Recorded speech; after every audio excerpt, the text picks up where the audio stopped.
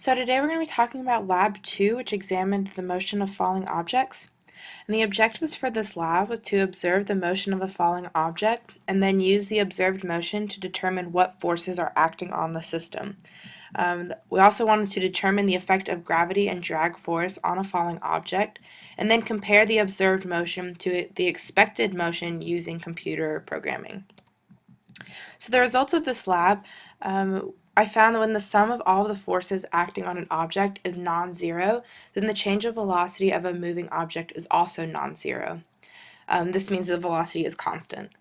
I also found that if gravity is the only force acting on an object, it will fall with an increasing velocity. However, when the object is also experiencing a drag force, the velocity will continue to increase, but at a slower rate. And lastly, if the drag force is greater than the gravitational force, then the object will slow down with increasing time until the two forces have the same magnitude. So at this point, the net force will be zero, and the object will fall with a constant velocity until it hits the ground. So to start off, I'll show you the original video, which is just a paper cup falling from rest. So if we take this video and then take it to Tracker to analyze the motion, here we see this is my coordinate system, and I set this to be the negative y direction, so that's the direction the cup will fall. And the reason that the coordinate system is slanted is because the camera was slanted when I took the video, so this is just to make up for the difference. So as we can see, as the cup falls in the negative y direction, these red diamonds signify the motion of the falling cup. So if we take this and create a graph using spreadsheet, this blue curve is what we'll use for the observed motion. And we see this is what we would expect the velocity to increase as it's falling from rest. And we see here leveling out at the end, and that is just because the cup bounced at the end of the video, so we'll ignore this last part of the graph. And then here we see this red curve. Using computer programming, I created a model to see what would we predict the motion to be if only gravity was acting on the cup. And we see there's a pretty large disparity here. This leads us to believe that there has to be another force acting on this falling object to make up for this difference. So we determined is that drag force is also acting on the cup.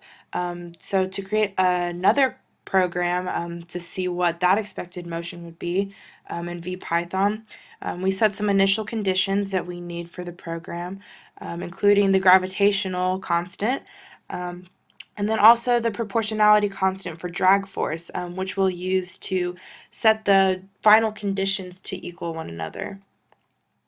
So here we see in computer modeling the gravitational force, the mass times gravity in the negative y direction, and then also the drag force, which has a magnitude proportional to the square of the object's speed, and once again in the negative y direction.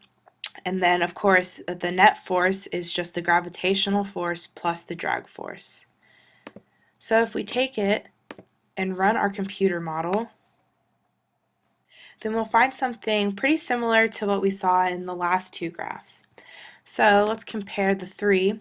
And here is in the yellow line is what we see when we have applied gravity and drag force. And we can see that this fits a lot better than when there's only gravity acting on the falling cup.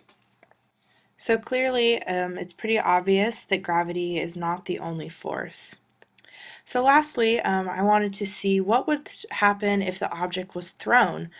So if we just change in our code, say the starting velocity is non-zero, and then we choose to run it, then what we actually find is that the curve looks a lot different from the others.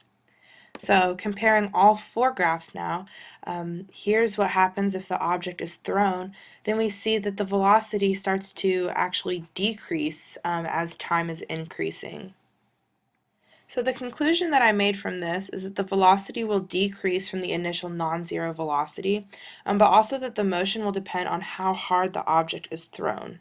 So just in conclusion, we see that if the sum of the forces acting on an object are non-zero, then the object's velocity will change over time. Thank you for watching.